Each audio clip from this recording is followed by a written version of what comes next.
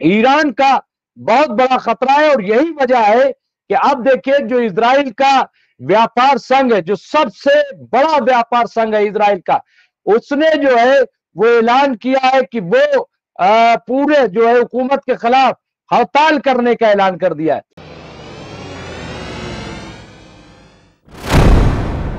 आदाब, मैं मुमताज आलम रिजवी और इस वक्त मैं आपकी खिदमत में लाइव हाजिर हुआ हूं। बात करूंगा इजराइल और फिलिस्तीन के मसले पर।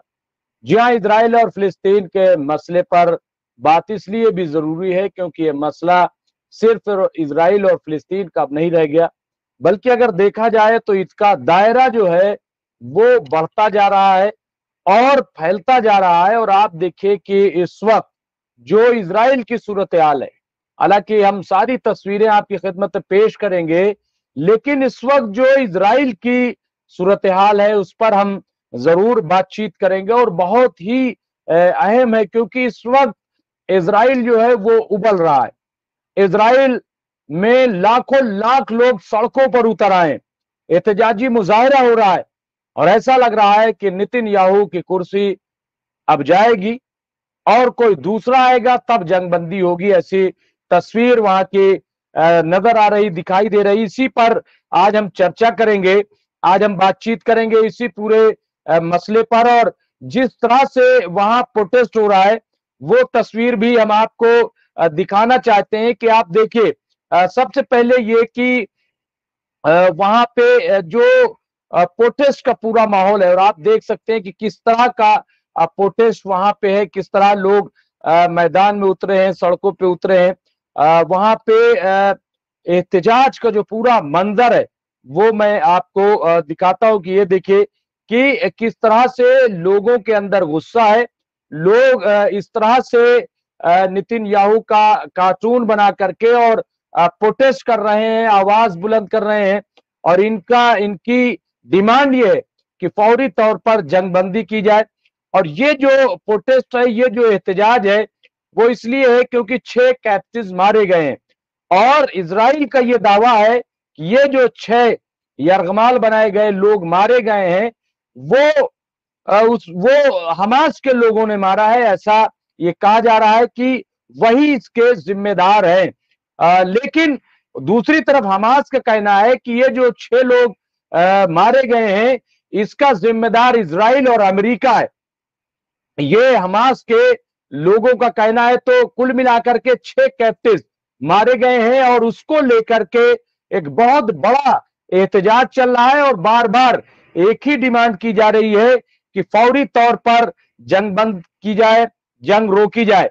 तो ये तस्वीर, एक और तस्वीर आप देखिए कि कितने लाखों लाख लोग किस तरह से सड़कों पे उतरे, ये भी आप देख सकते हैं। ये भी एक तस्वीर यहाँ पे आप देख सकते हैं कि बड़े पैमाने पर लोग मैदान में उतरे हुए हैं।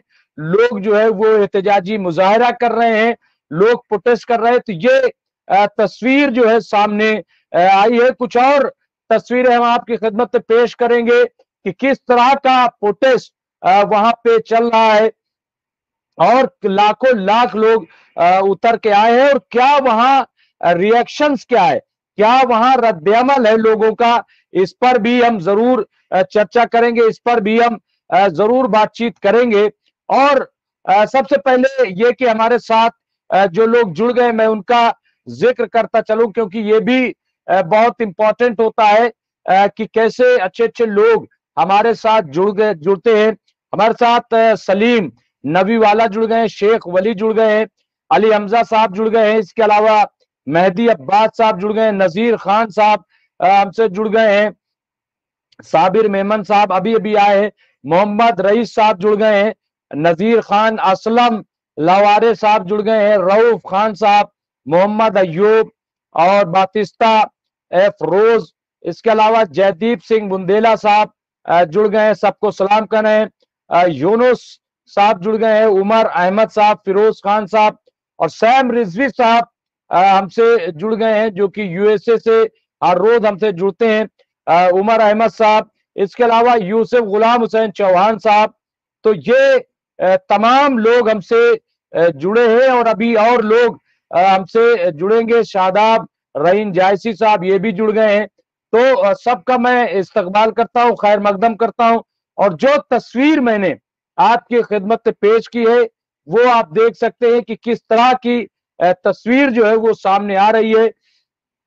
और जो वहां के हालात इस वक्त है, खास तौर से जो मारे गए लोग हैं, वहां पे हमास के खिलाफ महायुद्ध में उलझे बेंजामिन नेतन्याहू के लिए अपने ही मुल्क में मुश्किल खड़ी हो गई। ये हम नहीं बल्कि इंटरनेशनल मीडिया लिख रहा है, वो ये कह रहा है कि, और जो तस्वीर अभी हमने दिखाई थी उसी के हवाले से यहाँ पे फिर मैं आपको बता दूं कि हम नहीं कह रहे, हमास के खिलाफ महायुद्ध में सबसे बड़ी चीज आप देखिए कि अब जो दुनिया है, जो इंटरनेशनल मीडिया है, वो इसे महायुद्ध करार दे रहा है, महायुद्ध करार दे रहा है।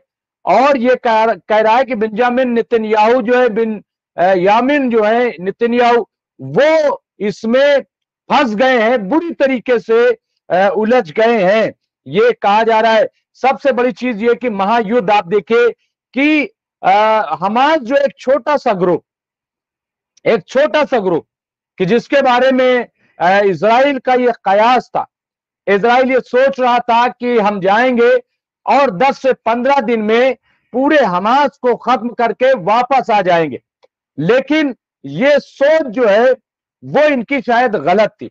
गलत इसलिए मैं कह रहा हूं क्योंकि कोई इतना कमजोर अगर होता तो फिर रिएक्शन जितना बड़ा किया गया था, जिस तरह से इजराइल के आयरन डोम को तोड़ करके और जिस तरह से हमला किया गया था, मैं समझता हूं कि अगर इतना कमजोर हमास होता और उसकी कोई मजबूती न होती तो शायद इस तरह की तस्वीर जो है उभर के नहीं आती।